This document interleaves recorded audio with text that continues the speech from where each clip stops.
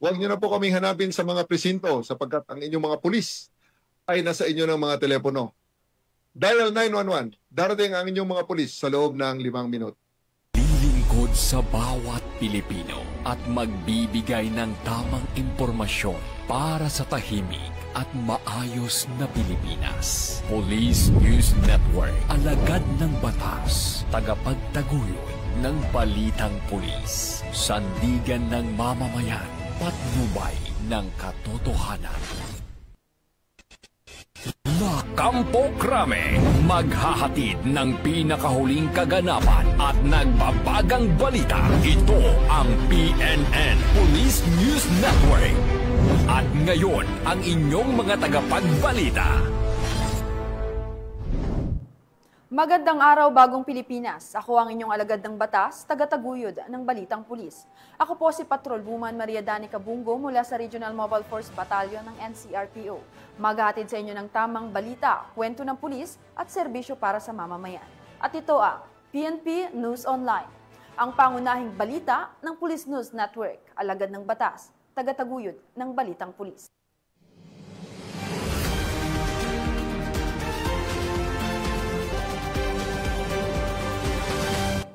Narito ang mga balitang dapat niyong abangan.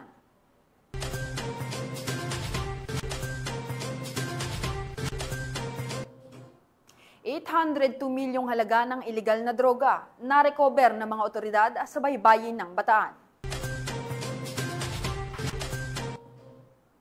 Top 1 regional level high value individual arestado sa buy bust operation sa Davao City. High-value drug personality arestado sa buy-bust sa Ubay. 1.1 milyong halaga ng shabu nasabat.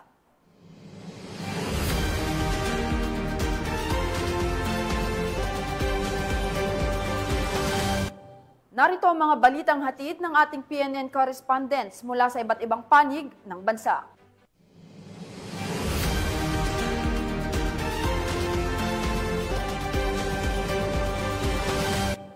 Simulan naman natin ang balita mula sa bahagi ng Luzon.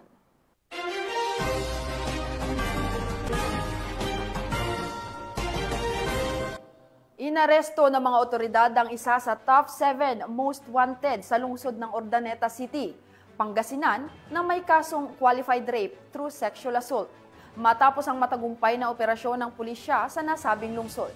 Yan ang balitang tinutukan ni Police Corporal Mark Anthony Pico.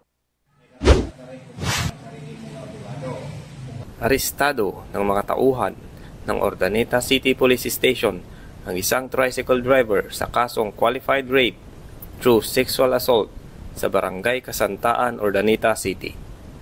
Kinilala ang suspect na si alias Elmer, 41 taong gulang, may asawa at residente ng sabing barangay.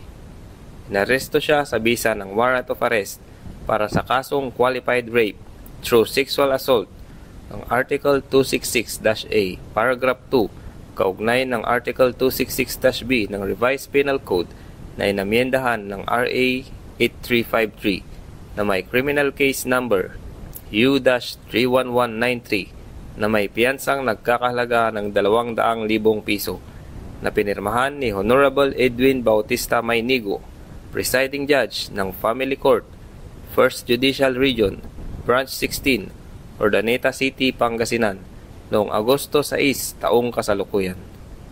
Dinala ang naarestong suspect sa Urdaneta District Hospital para sa medikal na pagsusuri bago ipasok sa estasyon ng pulis para sa wastong disposisyon.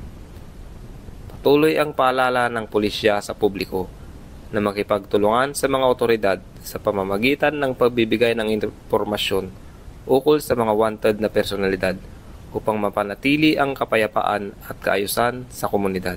Mula dito sa Ilocos Region, ako ang inyong PNN correspondent, Police Corporal Mark Anthony Pico, alagad ng batas, tagataguyod ng Balitang Pulis. Maraming salamat, Police Corporal Pico. Inaresto ng pulisya ang 2 street-level drug personalities sa operasyon kung saan nakumpiska ang mahigit 300,000 halaga ng hinihinalang shabu. Patrol Woman Jesly Sabado sa report. Arestado ng mga operatiba ang 2 street-level individual sa isinagawang bypass operation sa Barangay Paway Atok, Benguet nito lamang Agosto 14, 2025. Pinangunahan ng magkasanib na pwersa ng Atok Municipal Police Station, Benguet Police Provincial Office, Regional Police Drug Enforcement Unit CAR at Philippine Drug Enforcement Agency CAR ang operasyon. Kasabay ng pag-aresto ay ang pagkakumpiska ng tinatayang 50 gramo ng hinihinalang shabu na may standard drug price na 340,000 pesos. Bukod sa droga, nakumpiska rin ang iba pang ebidensya, kabilang ang bypass money, budol money, isang smartphone, ilang personal na gamit at pera sa iba't ibang dominasyon. Kasalukuyang nasa kustodiya ng PIDEA CAR ang mga naarestong suspek at nakumpiskang ebidensya para sa dokumentasyon at angkop na disposisyon. Mula dito sa Region Cordillera, akong iyong PNN correspondent, Patrolwoman Jesly Sabado, alagad ng batas, tagataguyod ng Balitang Pulis.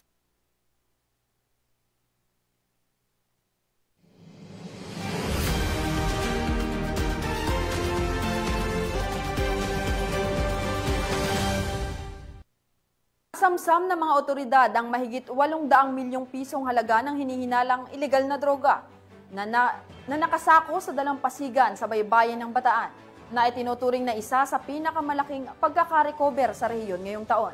Nakibalita dyan si Patrolwoman Lixen Reyes Sawiran. Mahigit 802 milyong halaga ng hinihinalang shabu ang narecover ng Bataan PNP sa ilalim ng pamumuno ni Police Colonel Marites A. Salvadora, Provincial Director, sa baybayin ng Barangay Sisiman, Mariveles, Bataan. Batay sa ulat ng mga otoridad, natagpuan ang 6 na sako na naglalaman ng kabuuang 118 kilo ng hinihinalang shabu na tinatayang nagkakahalaga ng 802,400,000 pesos. Ayon kay Police Brigadier General Ponce Rogelio I. Peñones Jr., Regional Director ng Police Regional Office 3, nakatanggap ng impormasyon mula sa isang concerned citizen ang kapulisan hinggil sa kahinahinalang mga sako sa dalampasigan. Agad na rumesponde ang mga tauhan ng Mariveles Municipal Police Station at iba pang operatiba at isinagawa ang masusing inspeksyon at dokumentasyon ng ebidensya. Patuloy ang investigasyon upang matukoy ang pinagmulan ng nasabing ilegal na droga at kung sino ang mga posibleng sangkot. Itinuturing ang pagkakasamsam na ito bilang isa sa pinakamalaking drug haul sa rehiyon ngayong taon. Mula dito sa gitnang Luzon, ako ang inyong PNN correspondent, Patrolwoman Lixen Reyes A. Sawiran, alagad ng batas, tagataguyod ng Balitang Pulis. Maraming salamat, Patrolwoman Sawiran. Naaresto ang 3 sospek sa magkakahiwalay na buy-bust operation sa Binangonan, Rizal, kung saan narecover ang illegal na droga at iba pang ebidensya laban sa mga sangkot. Patrolwoman Priscil May Urbano sa balita. Matagumpay na naaresto ng mga operatiba ng Binangonan Municipal Police Station ang 3 katao kabilang ang 2 high-value individuals at isang street-level individual sa magkahiwalay na operasyon laban sa iligal na droga. Unang isinagawa ang operasyon sa Barangay Darangan kung saan nadakip sina alias Kim at alias Mala, kapwa 24 taong gulang at kabilang sa listahan ng high-value individual. Ayon sa ulat ng pulisya, nakumpiska mula sa mga sospek ang isang sachet ng hinihinalang shabu na ibinenta sa isang pusher buyer kapalit ng 500 peso mark money. Sa masusing pagkapkap, na-recover pa ang 3 karagdagang sachet ng hinihinalang shabu, pera, cellphone, motorsiklo at iba pang ebidensya. Tinatayang nasa 35.30 gramo ang kabuuang timbang ng nakuhang droga na may halagang 240,040 pesos. Samantala, ikinasa naman ang isa pang buy-bust operation sa Barangay Palangoy na nagresulta sa pagka-aresto kay alias Jeff, 50 taong gulang at itinuturing na street-level individual. Nakumpiska mula sa kanya ang 6 na sachet ng hinihinalang shabu na may bigat na 20.50 gramo at tinatayang nagkakahalaga ng 139,400 pesos kasama ang mark money, cellphone at motorsiklo. Nakahanda na ang pagsasampa ng kasong paglabag sa Republic Act 9165 o Comprehensive Dangerous Drugs Act of 2002 laban sa 3 naarestong individual. Mula dito sa PRO Calabarzon, ako ang inyong Police News Network Correspondent, Patrolwoman Pisalme T. Urbano, alagad ng batas, tagataguyod ng Balitang Pulis. Maraming salamat, Patrolwoman Urbano. Pinaigting ng Virac Municipal Police Station ang kanilang 5-minute response time sa pamamagitan ng isang simulation exercise bilang paghahanda sa mabilis na pagtugon sa anumang insidente sa komunidad. Patrolwoman Carmela Panganiban, ibalita mo. Nagsagawa ng simulation exercise o SIMEX ang Virac Municipal Police Station sa pangunguna ni Police Major Kenneth Deng C. Gutierrez, Chief of Police, bilang bahagi ng pagsasanay upang matiyak ang 5-minute response time sa anumang insidente sa bayan gamit ang 911 at Virac MPS hotline. Dinaluhan ng nasabing aktibidad ng iba't ibang ahensya ng pamahalaan. Layunin ng SIMEX na mapalakas ang koordinasyon at pagtutulungan sa pagitan ng PNP at mga katuwang na ahensya upang masiguro ang mabilis, sistematiko at epektibong pagtugon sa oras ng emergency o sakuna. Sa pamamagitan ng ganitong mga pagsasanay, ipinapakita ng PNP Virac ang kanilang buong dedikasyon sa maagap na aksyon at pagbibigay ng mataas na antas ng serbisyo at proteksyon para sa kaligtasan ng bawat mamamayan ng Virac. Ang kaligtasan ng mamamayan ay aming pangunahing misyon. Sa tulong ng ating mga katuwang ng ahensya at komunidad, sisiguraduhin naming walang maiiwang hindi na proprotektahan. Yan ang pahayag ni Police Major Gutierrez. Mula dito sa Legazpi City, Albay, ako ang inyong PNN Correspondent, Patrolwoman Carmela Panganiban, alagad ng batas, tagataguyod ng Balitang Pulis. Maraming salamat, Patrolwoman Panganiban. Tunghayan naman natin ang mga balita mula sa Visayas.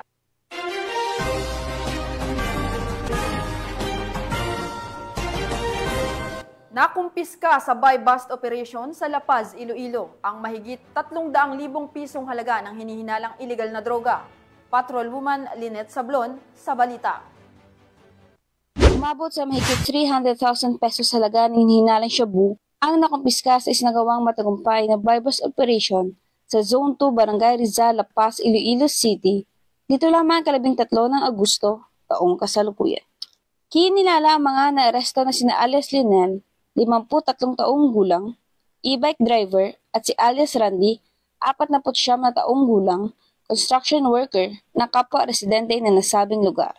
Ang operasyon ay pinangunahan ni Police Captain Roque Jimeno III, officer in charge ng City Drug Enforcement Unit. Nabili kay alias Lionel ang isang plastic sachet na hinihinalang shabu sa halagang 6,000 pesos bilang buy-bust money.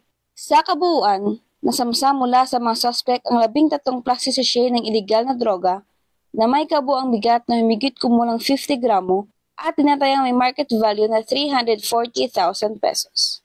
Batay sa investigasyon, napag-alamang dati nakulong si alias Lionel noong 2016 dahil din sa kasong may kaugnayan sa iligal na droga, ngunit nakalaya noong 2023 matapos mabswelto. Kasong paglabag sa Republic Act 9165 o Comprehensive Dangerous Drugs Act of 2002 ang isasampa laban sa mga suspect na nasa kustudiya na ng pulisya para sa tamang dokumentasyon at disposisyon. Patuloy na pinaigting ng CDEU at Iloilo City Police Office ang kanilang kampanya kontra iligal na droga upang masiguro ang kaligtasan at katahimikan ng komunidad bilang bahagi ng kanilang pangako sa paglilingkod at proteksyon sa mamamayan. Mula rito sa Western Visayas, ako ang PNN Correspondent, Patrolwoman Lynette Sablon, alagad ng batas, tagataguyod ng Balitang Pulis. Maraming salamat, Patrolwoman Sablon. Nahuli sa isang buy-bust operation sa Ubay ang isang high-value drug personality kung saan na-recover ang 1.1 milyong halaga ng hinihinalang shabu. Ang kabuuan ng report kay Patrolwoman Flora May Asares. Arestado ang isang high-value drug personality matapos mahulihan ng tinatayang 1.1 milyon na halaga ng hinihinalang shabu sa ikinasang buy-bust operation ng mga operatiba sa Purok 5, Barangay Fatima, Ubay, Bohol, nitong Agosto 13 ng taong kasalukuyan. Kinilala ni Police Captain Amelito M. Loria, hepe ng Ubay Municipal Police Station, Ang suspect na si alias J, 30 anyos, walang trabaho, at residente ng Purok 1B, Poblasyon Ubay. Ayon sa ulat ng pulisya, nakumpiska mula sa suspect ang humigit kumulang 170 grams ng hinihinalang shabu na may standard drug price na 1,156,000 pesos. Kabilang din sa mga nakuhang ebidensya ang GNT courier pouch, Realme na cellphone, Suzuki Smash na motor at 34,000 na budel money. Ang suspect ay kasulukuyang nasa kustodiya ng Ubay Municipal Police Station at sasampahan ng kasong paglabag sa Section 5 at 11, Article 2 ng RA 9165 o Comprehensive Dangerous Drugs Act of 2002. So makausa ang atong Provincial Director masigarbuhon sa inyong kalapusan diha sa Ubay ug sa ubang mga kapulisan sa lalawigan sa Bohol. Ang Bohol PNP walay hunong o walay puas ang atong pagpahigayon og anti-illegal drug operations para mapakgang o maundang na ang hulga sa ginadili nga droga diri sa atong probinsya. Sa mga katawhang bulanon, tabangi mininyo pinagi sa paghatag og impormasyon, pinagi sa pagtudlo sa mga tawo nga nalambigit sa ginadili nga droga. Og i-report dayon sila pinakadol nga istasyon para ato nang mahatagan og aksyon og masikop nato ng mga tawhana. Mula dito sa Central Visayas, ako ang inyong Police News Network Correspondent, Patrolwoman Flora May Asares. Alagad ng batas, tagataguyod ng balitang pulis. Maraming salamat Patrolwoman Flora May Asares. Narito naman ang mga balita mula sa bahagi ng Mindanao.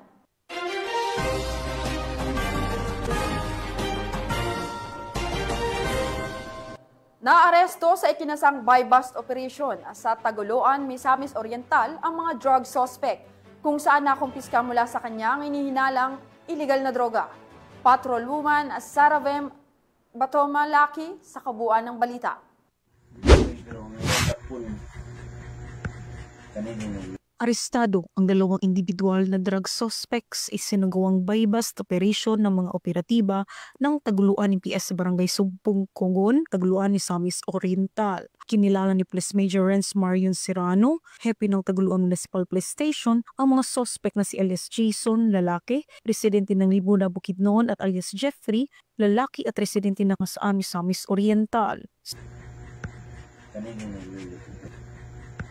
Sa ikinasang operasyon ng mga operatiba ng Taguluan Municipal Police Station ay nagresulta sa pagkakaaresto ng mga suspect at pagkakakumpiska ng mga pakete na hinihinalang shabu, isang wallet, isang 500 peso bill na ginamit bilang buy-bust money. Naharap ang mga suspect sa kasong paglabag sa RA 9165 o Comprehensive Dangerous Drugs Act of 2002. Mula dito sa Camp Capistrano, Busa, Cagayan de Oro City, ako ang inyong PNN Correspondent, Patrolwoman Saravem Batomalaki, alagad ng batas, tagataguyod ng balitang pulis. Maraming salamat Patrolwoman ang Batomalaki. Naaresto sa Davao City ang top 1 regional level high value individual sa isang buy-bust operation matapos ang matagal na surveillance at koordinasyon ng iba't ibang unit ng pulisya. Yan ang balitang hatid ni Patrolwoman Reyna Rose Disipulo. Arestadong isang individual sa patunay kinasang drug buy-bust operation sa Barangay 25C, Davao City. Nito lamang ika-13 ng Agosto taong kasalukuyan.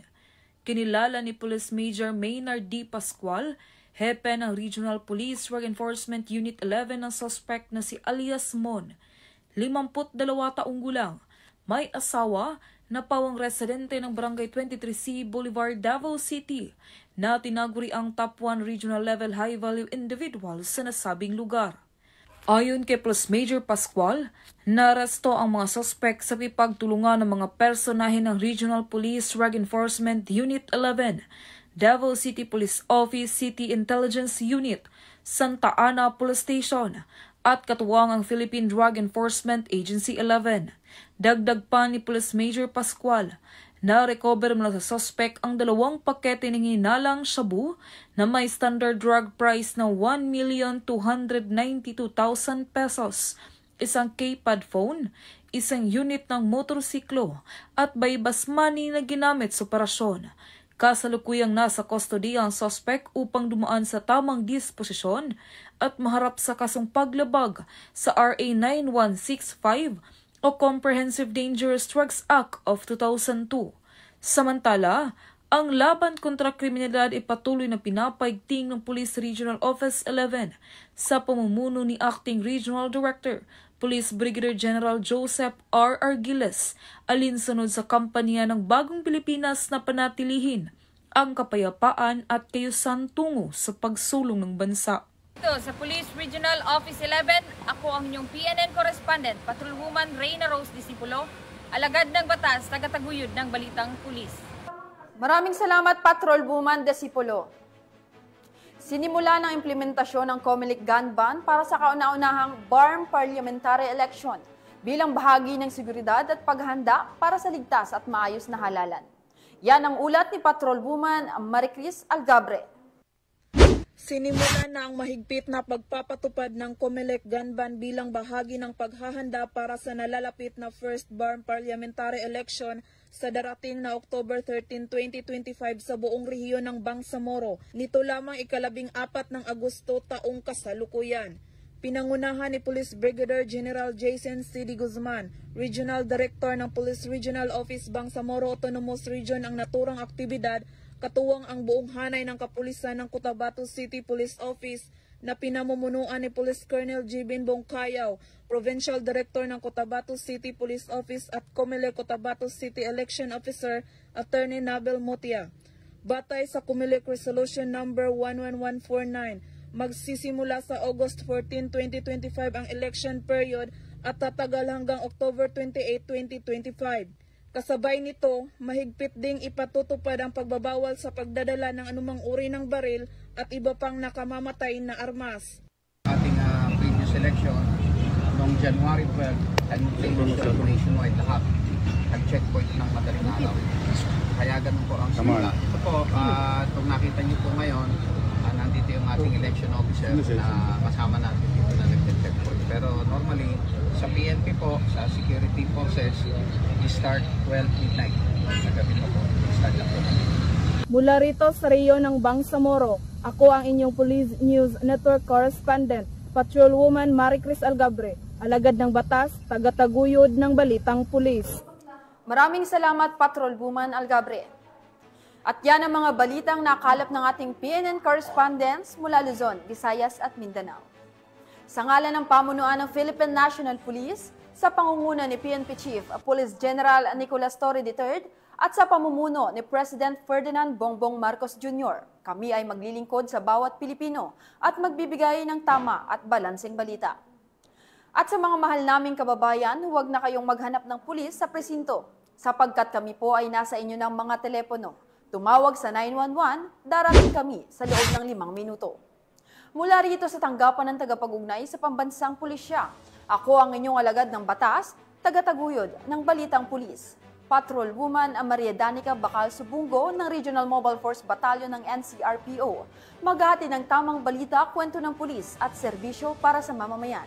At ito ang PNP News Online, ang pangunahing balita ng Police News Network.